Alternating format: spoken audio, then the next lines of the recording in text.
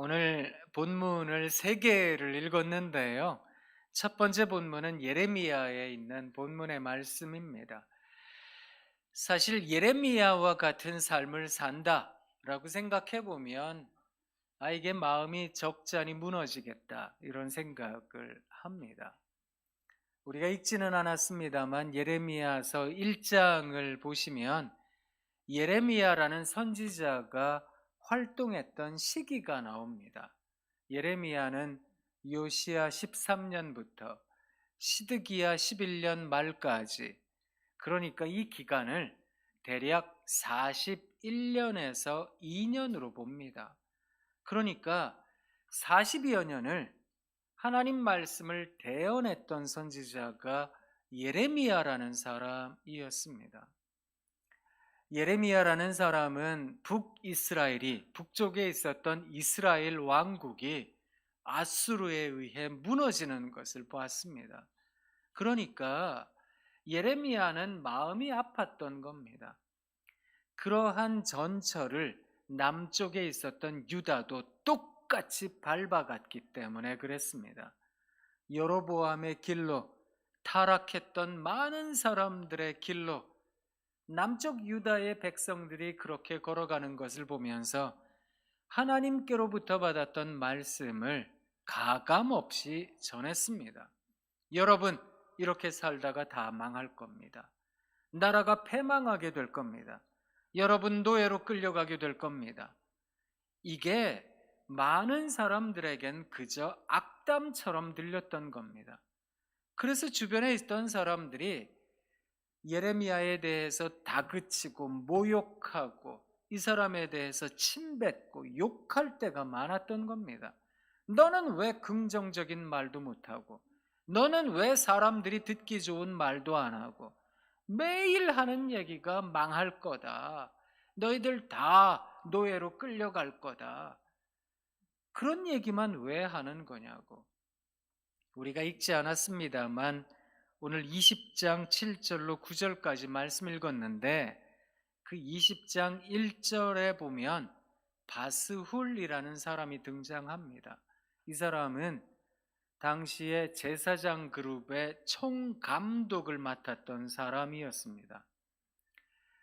그때 당시에는 종교 지도자가 곧 정치 지도자였기 때문에 높은 위치에서 큰 권력을 가지고 있었던 사람이다, 이렇게 생각하시면 됩니다. 이 사람도 예레미야를 붙잡아다가 심하게 때렸습니다.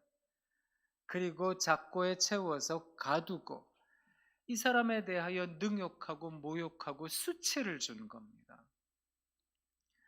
예레미야가, 우리가 또 읽지는 않았습니다만 20장 마지막에 보시면 욥이 많은 재난을 경험했지 않았겠습니까? 자식도 죽고 재산도 잃어버리고 자기 몸에 병이 들고, 그래서 욥이 자기 자신의 태어난 날을 저주했습니다. 그것과 똑같은 말을 예레미야가 합니다. 그래서 예레미야 20장 14절 이하에 쭉 읽어보시면, 하나님 왜 나를 태어나게 하셨습니까? 차라리 그 날을 복되지 않게 하셔서 나를 죽이셨더라면, 어머니 뱃속에서 나를 죽이셨더라면, 어찌하여 내가 태에서 나와서 고생과 슬픔을 보며 나의 날을 부끄러움으로 보내는고 하니라. 예레미야는 그렇게 하나님 앞에서 눈물로 호소하고 토로했던 사람이었습니다. 그래서 우리가 오늘 읽은 본문의 말씀이 이 사람의 가슴 아픈 고백이 담겨 있는 겁니다. 그런데 예레미야라는 사람은 하나님 앞에서 고백합니다. 하나님, 이기셨습니다. 하나님, 저보다 강하셔서 하나님 제게 주신 말씀을 전하지 않고 있으면 내 마음이 불붙는 것 같아서 이것을 전하지 않을 수가 없습니다. 그런데 그것을 고백하면서도 예레미야는 너무너무 가슴 아픈 시간들을 보냈던 겁니다. 그게 41년, 2년이었던 겁니다. 어떻게 보면 이 사람 인생의 전반에 걸쳐서 끊임없이 어려움을 당했다, 이렇게 생각하실 수 있겠습니다.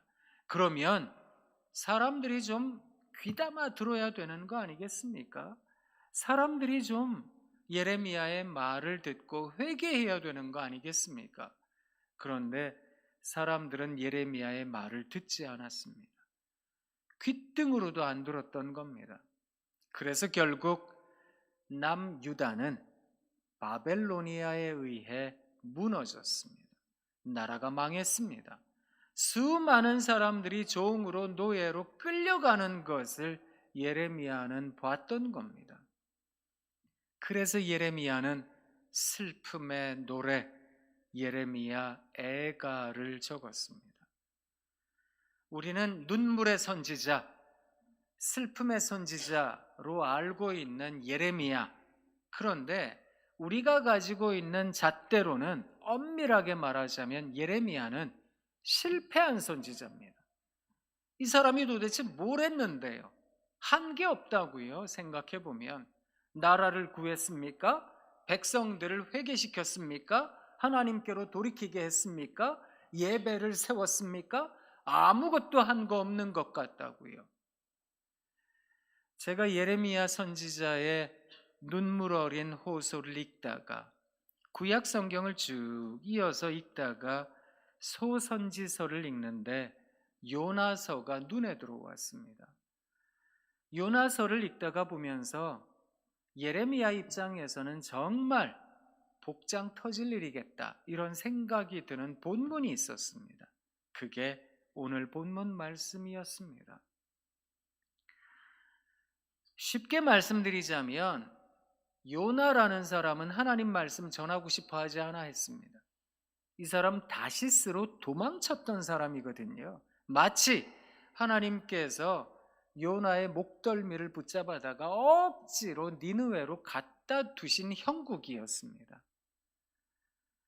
니느웨라는 도시는 하나님 앞에 큰 성읍이라 이쪽에서 저쪽까지 걸어가는 데만 사흘이라는 시간이 걸릴 정도로 큰 도시였다는 겁니다. 그 도시에서 요나가 얼마 동안 하나님 말씀 전했는지 아세요? 이게 몇 년이 아닙니다. 몇 달도 아니고 며칠도 아닙니다. 오늘 우리가 읽은 성경 말씀에 의하면 딱 하루 동안 전했다는 겁니다.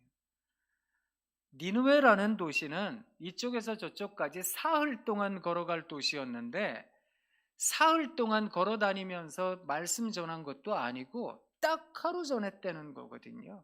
그 말은 이 도시에 3분의 1도 채 돌아다니지 않았다, 이런 뜻입니다. 그 정도밖에 안 다니면서 그 정도 짧은 시간 동안 여러분 회개하세요 했더니 어떤 일이 벌어졌는지 아세요? 요나서 3장 5절 말씀입니다. 니느웨 사람들이 하나님을 믿고 금식을 선포하고 높고 낮은 자를 막론하고 굵은 베옷을 입은지라. 굵은 베옷을 입었다, 이 말은 회개했다라는 말입니다. 이 소식을 들은 니느웨 왕이 뭘 했는지 아세요? 자기 왕복을 벗어던지고 굵은 베옷을 입고 이 사람은 심지어 제 위에 앉았습니다.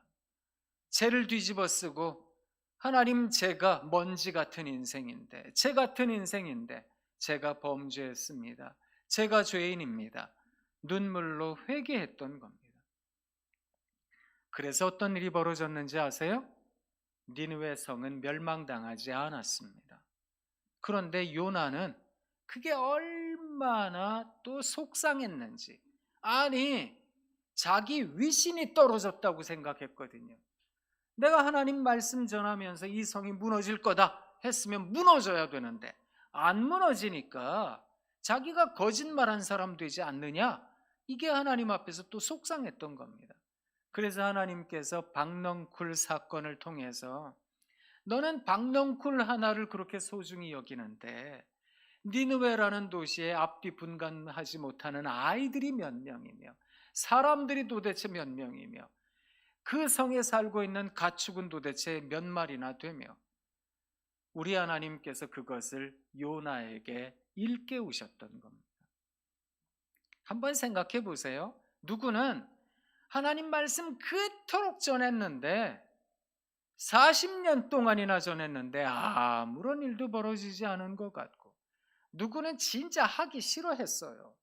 딱 하루 전했는데 세상에 온 성읍이 회개하고 부흥을 경험하고 하나님께로 돌이키는 것을 경험했다는 겁니다. 제가 말씀 읽으면서 그런 생각했거든요. 참, 요나는 복을 많이 받은 사람이구나. 거기에 비해서 예레미야는 이 사람은 정말 복도 없지, 이런 생각이 들더라고요. 그런데 제가 가만히 생각하면서 하나님 나라의 복이라는 게 무엇일까? 하나님께서 원하시는 삶이라는 게 무엇일까?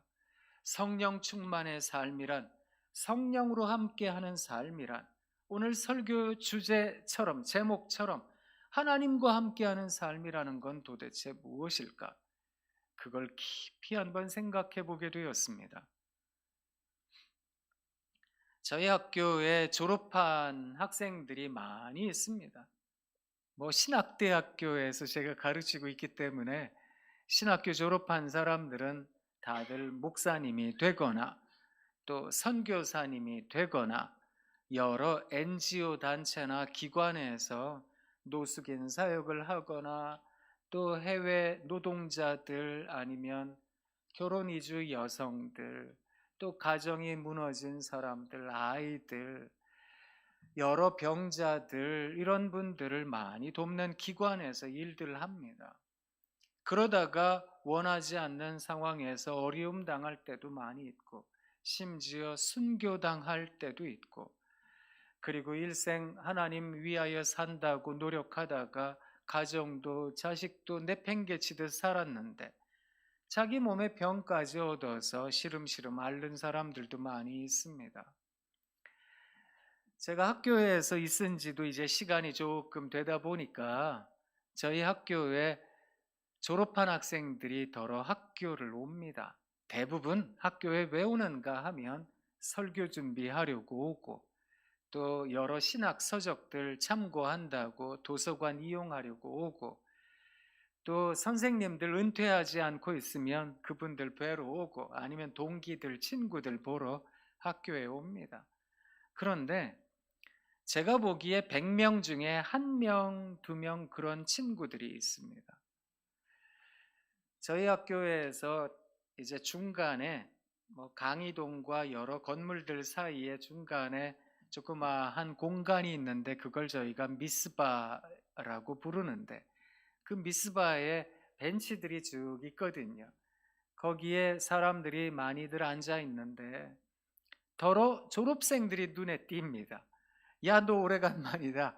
이렇게 하면 아이고, 잠깐 뵈러 가도 돼요? 그럽니다. 때마침 저도 수업이 이어서 없거나 다른 회의가 없으면 그래, 내 방에 가자. 같이 가서 차라도 한잔하자. 그리고서 제가 따뜻하게 허브차 같은 것을 끓여서 대접합니다. 그 차를 받아 들고는 제 앞에 그 친구들이 했던 건 대부분 우는 거였습니다. 막 웁니다. 여러분, 목사님도 사람이라 힘들면 왜 어렵고 마음 무너지지 않겠습니까? 막 울면서 한마디 합니다. 교수님, 죄송합니다. 죽고 싶어서요. 이런 이야기를 합니다. 참 힘겨운 목회 생활이고 또 사역의 현장이고 하다 보니까 오해받을 때도 많이 있고, 또 뒤통수 얻어맞는 일도 많이 있고, 억울한 일도 당하고, 그러다 보니 죽고 싶을 거다, 이런 생각이 듭니다. 하나님께서 그래도 잘해 주실 거라고 같이 얘기 나누다 보면 이 얘기하다 웃고 저 얘기하다 울고 그럽니다. 그러다가 이제 집으로 가는 제자 보면 마음이 아프고 힘들 때도 많이 있습니다. 가만히 생각해 보면 어떤 사람은 진짜 복을 타고난 것 같아서 하나님 말씀 전하면 막 수많은 사람들이 모이기도 하고, 또 어떤 사람은 진짜 몇십 년을 목회하고 사역했는데도 쫓겨나는 경우도 있고 어려움 당하는 경우도 있고, 이런 것들을 보면 우리 하나님 과연 공의로우신가 정의로우신가라는 생각을 할 때가 솔찬히 있습니다. 사실 그것은 우리 성도님들도 비슷한 게 아니실까. 우리가 그저 한 솥밥 먹는 식구들 아닐까, 이런 생각하거든요.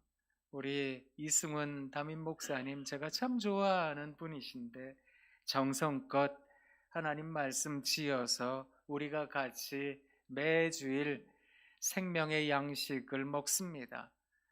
같은 음식을 먹고 같은 시간을 살고 같은 처지에 있다라고 생각할 수도 있겠습니다만, 우리 가운데 덜어는 아프기도 하고 덜어는 즐겁기도 하고 덜어는 마음이 무너지기도 하고 덜어는 행복해하기도 하고, 왜 이렇게 참 각양각색 다양할까?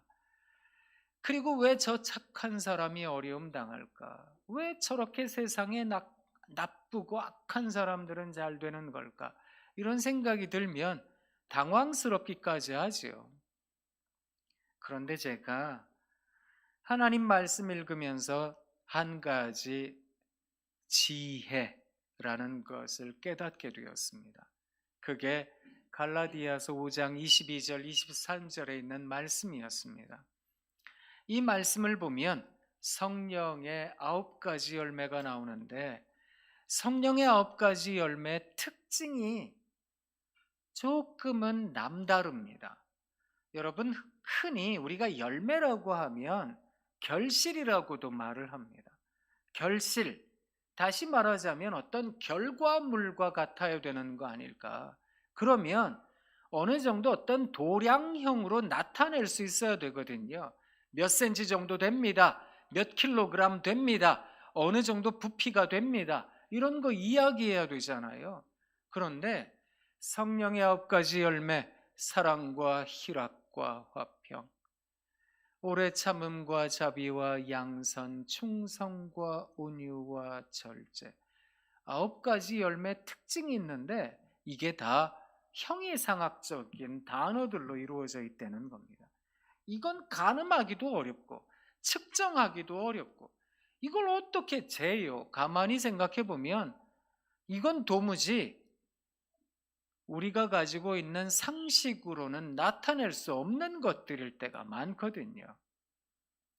그게 어떻게 결실일까? 그게 어떻게 결과일까? 열매일까? 제가 한 가지 깨달은 바가 있습니다. 그리스도인의 삶이란 무엇일까? 하나님 원하시는 삶은 결과가 아니라는 겁니다. 하나님 원하시는 삶은 삶의 여정이어야 하는 것은 아닐까?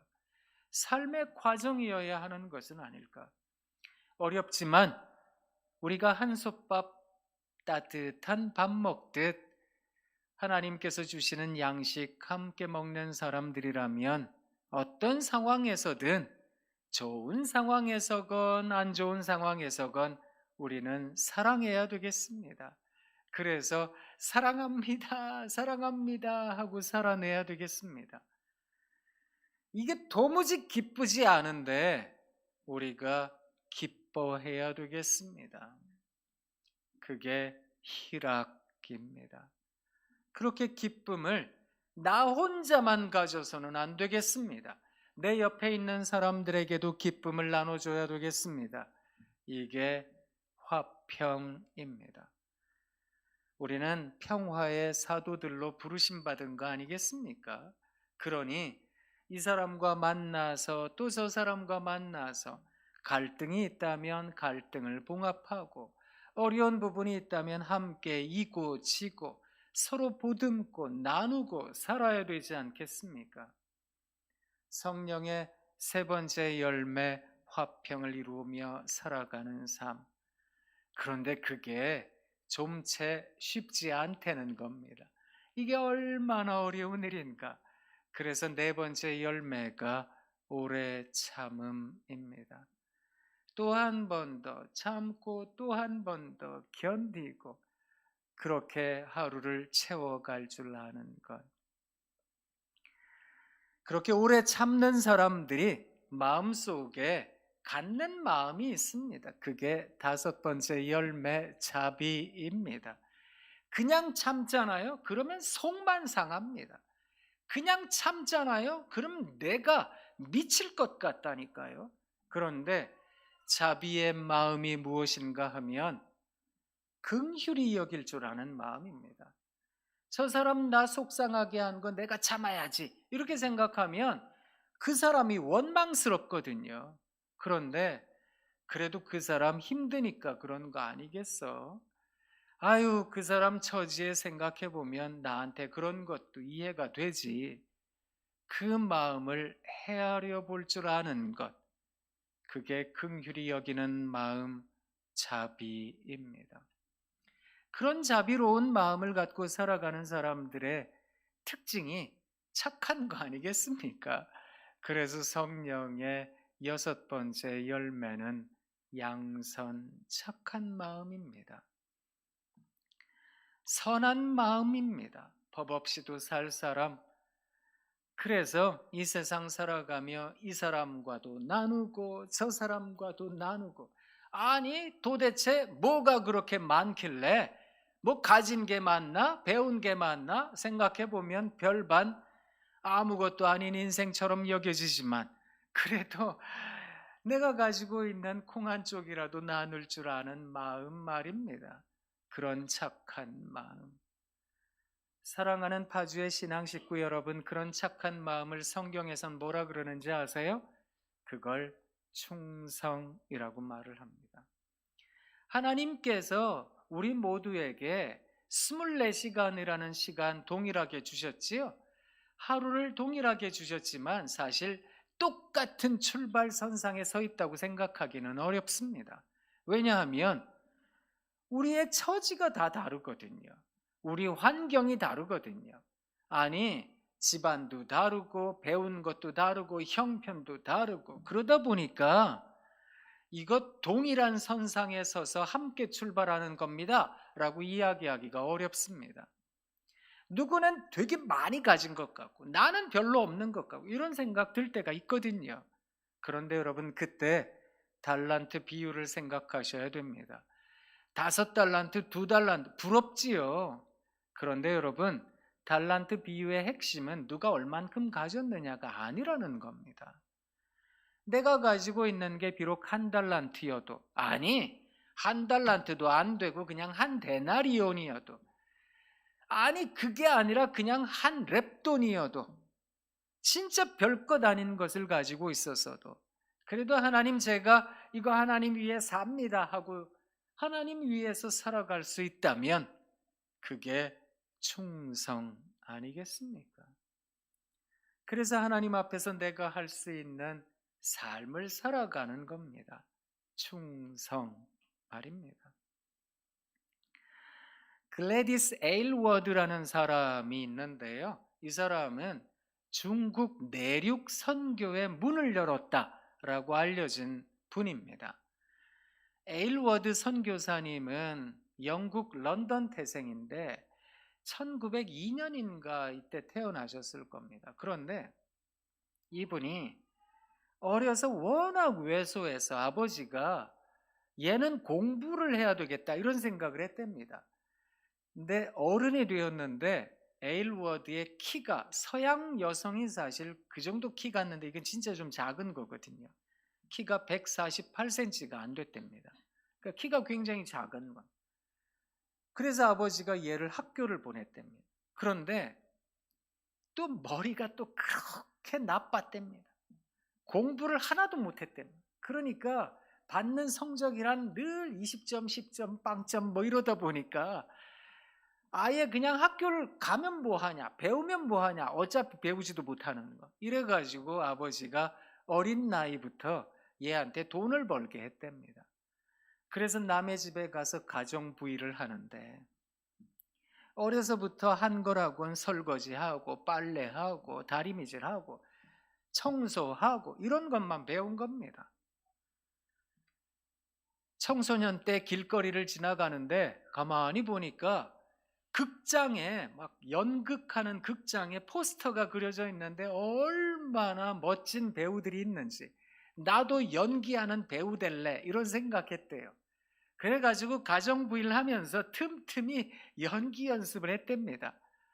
드디어 오디션을 보는 날 가가지고 이제 연기하는 배우들 앞에서 연기를 했대요. 그랬더니 오디션 보는 심사하는 사람들이 한결같이 세상에 너처럼 연기 못하는 애를 본 적이 없다고, 너는 연기하면 안 된다고, 그래서 쫓겨났답니다. 다시 가정부일을 하기 시작했는데, 그러다가 어느 날 교회를 갔대요. 교회를 갔는데, 아니 은혜를 하나님이 주시는데 한 번도 가본 적도 없고 생각해 본 적도 없고 사람들에게 그냥 그런 나라가 있대라고 듣기만 했던 나라 중국, 그 중국으로 가서 한번 선교를 해야 되겠다, 막 뜨거운 마음이 생겼대요. 그래가지고 영국에 있는 선교부를 찾아가서 제가 선교사 되겠습니다. 야, 세상에 20대 초반에 청년이 와가지고 선교사 되겠습니다 하니까 얼마나 좋아했겠습니까? 그것도 중국까지 간다니까. 그래서 선교부에서 여러 가지 성경도 가르치고 선교사도 가르치고 중국말도 가르치고 했는데, 세상에 중국 선교사로 가려면 중국말을 할 줄 알아야 되잖아요. 도무지 못하더랍니다. 그래가지고 선교부에서도 쫓아냈답니다. 너는 안 되겠다. 다시 가정부를 했답니다. 가정부를 하는데 공부도 그냥 그만뒀지요. 연기도 그만뒀지요. 그런데 선교사 가는 건 그만두고 싶지 않더랍니다. 선교부에서 파송받아가는 선교사가 못 된다면 그냥 나는 혼자 갈래 이렇게 생각을 했답니다. 그래서 가정부일을 하면서 돈을 모았대요. 모은 돈을 가지고 보통 중국 선교를 가면 항구 도시, 특히 상해 이런 데로 가잖아요. 그런데 산서성 양청이라는 곳까지 내륙으로 들어갔답니다. 거기는 선교사들이 잘 안 가는 데니까. 근데 거기 가서 내가 뭘 할까 봤더니 내가 잘하는 건 빨래하고 밥하고 이런 거밖에 없는데, 그래서 가지고 모은 돈을 가지고 거기서 모텔 하나를, 그러니까 우리말로 그냥 모텔, 여인숙 이런 건데 중국에선 그걸 여관이라고 한답니다. 여관 하나를 인수를 했답니다. 그래가지고 그 여관에다가 이름을 붙였는데 팔복여관이라. 그래서 심령이 가난한 여러분, 애통해하는 여러분, 온유한 여러분, 마음이 힘든 여러분, 의 때문에 어려운 여러분, 마음이 청결한 여러분, 긍휼히 여길 줄 아는 여러분, 화평케 하는 여러분, 의로움 때문에 고통당하는 여러분 다 오세요. 다 오셔서 그냥 무료로 먹고 무료로 자고 가세요. 거기서 열심히 먹이고 씻기고 입히고 했답니다. 그런데 어느 날 길을 걸어가는데 애들이 길거리에 버려져 있더랍니다. 너무너무 불쌍한 아이들이 있어서 겨우 20대 중반밖에 안 됐는데, 여성으로 결혼도 안 했는데 아이들을 다 입양을 하기 시작했대요. 그러다가 보니까 세상에 이게 팔복여관이 팔복고아원처럼 됐답니다. 애들이 100명 이상 거기에 기거하게 됐답니다. 얘네들 먹이고 입히고 빨래하고 뭐 이러고 살고 있었대요. 틈틈이 성경도 가르쳤답니다. 그러다가 중일 전쟁이 벌어졌답니다. 일본군이 막 이제 쳐들어오고 하니까 중국을 향해 들어오는 일본군을 피해서 사람들이 피난을 가는데 막 폭탄이 떨어지고 막 이러다 보니까 우리도 살아야 된다. 그런데 애들 데리고 어디를 가겠어요? 이런 생각을 했대요. 그런데 그냥 있다가는 다 몰살당한다고. 그러니까 일본군이 그냥 막 죽인다고 하는 얘기를 들으니까 애들을 데리고 피난을 가기 시작했습니다. 어디까지 갔는가 하면 결국에 도착한 도시가 서안성이었습니다. 그러니까 산서성에서 서안까지 제가 구글 지도를 보니까 직선 거리로 350km더라고요. 이 먼 거리를 결국에는 갔거든요. 그런데 거기 에피소드가 하나 있습니다. 중간 즈음에 황하강이 이렇게 흐르는데 황하강을 피해 가려면 100km 이상을 돌아가야 되거든요. 그러니까 이걸 어떻게 가요? 지금 그렇지 않아도 내몰린 상황인데 큰 강 앞에 서가지고 에일워드 선교사님이 애들한테 그랬답니다. 우리는 여기까지인가 봐. 우린 더 이상 갈 데가 없어 얘들아. 이 얘기를 했답니다. 그랬더니 한 아이가 와서 선교사님 우리한테 성경책 가르쳐 줄 때 모세가 홍해를 건넜다 그랬잖아요.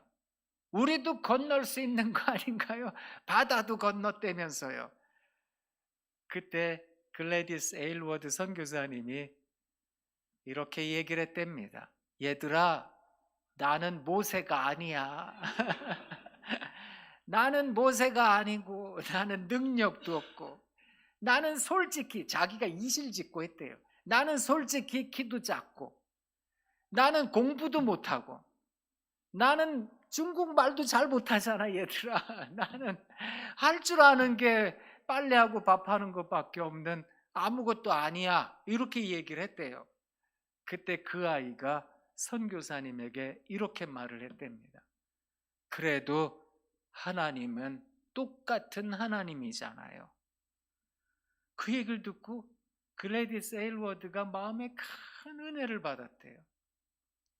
그동안 나는 모세처럼 되어야 된다고 생각했는데 내가 훌륭한 사람 되어야 된다고 생각했는데 하나님이 큰 분이셨는데 하나님이 그 모세의 하나님이나 나의 하나님이나 똑같은 하나님인데 내가 하나님을 안 믿었던 거로구나. 그래서 그 자리에서 회개했대요. 그리고 나서 애들에게 얘들아 그래 우리 같이 한번 기도해 보자.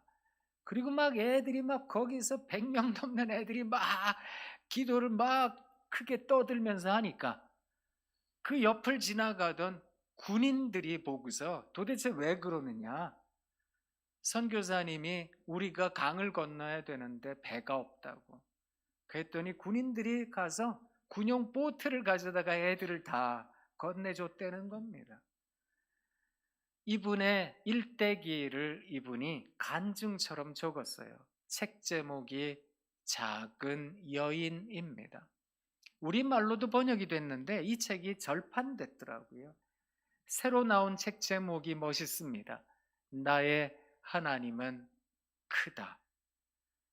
나는 작은데 나의 하나님은 크다. 사랑하는 파주의 신앙가족 여러분, 충성이라는 게 어떤 걸까? 우리가 살아가는 인생의 여정에 이것도 부족하고 저것도 모자라고 뭐 할 줄 아는 것도 없고 나는 무슨 도대체 하나님께서 나한테 어려움만 주시는지 나는 왜 그렇게 살아야 되는지 그런 생각에 마음 무너질 때가 있지만 그래도 내가 가지고 있는 것을 가지고 최선을 다해서 살아갈 줄 아는 것 충성 말입니다.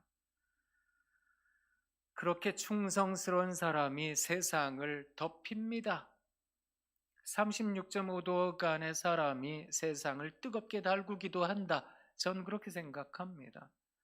그것을 성령의 8번째 열매 온유라고 합니다. 따뜻한 마음으로 살아가는 거지요. 그렇게 이 사람도 돌보고 저 사람도 돌보다가 하나님 부르시는 날이 되면 언제든 멈춰야 되지 않겠습니까? 그것을 절제라고 합니다. 참 어려운 게 뭐냐 하면 공자가 죽기 전에 자기 제자들을 모아놓고 얘기를 한마디 했대요. 너희들은 빨리 갈 때 빨리 가야 되고 천천히 가야 될 때 천천히 가야 된다. 이거 뭐 당연한 얘기잖아요. 당연한 얘기인데 이게 쉽지 않습니다. 사람이 욕심이라는 게 생기고요.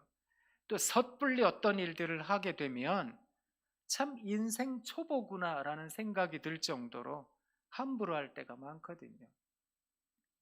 제가 저희 애들, 저는 아들만 둘 있는데요. 저희 애들 둘 목숨 걸고 운전을 가르쳤습니다. 운전 가르치는데 그 옆에서 막 얘기하잖아요.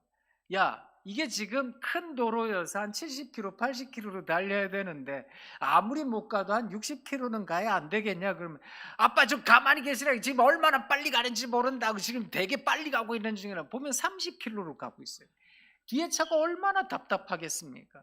조금 빨리 가야 되지 않을까? 가만히 좀 계시라고요. 정신없는데 막 그러고. 그런데 골목도 그 속도로 가요. 골목에서도 막 30km 사이. 야, 천천히 가야지. 사람이 갑자기 튀면 사람 다치면 어떻게 하느냐고. 너 왜 그러냐. 지금 천천히 가고 있는데 나는 천천히 가고 싶은데 차가 빨리 가는 걸 어떻게 하느냐고 막 소리 지르고. 이게 보면 초보 때는 이게 조절이 잘 안 되거든요. 보면 욕심이 많아지면 사람이 그렇습니다. 하나님 우리들에게 원하시는 인생 여정 속에 멈춰야 할 때를 알고 가야 할 때를 아는 것, 절제 아니겠습니까? 제가 가만히 상상해 봤거든요. 예레미야는 하나님께 가서 그랬을 거예요. 하나님, 저요 40년 넘게 하나님 말씀 전했는데 아무것도 못했어요. 백성 회개도 못 시켰고요. 나라도 못 구했고요. 사람들이 다 노예로 끌려갔어요. 하나님, 죄송해요. 그랬을 거예요. 그럼 하나님께서 야, 이 약한 놈아, 이 모자란 놈아, 이 게으른 놈아 그러셨을까? 우리 하나님께서 그러시지 않으셨을까? 너 그래도 착하고 충성된 삶이었어. 그러시지 않으셨을까?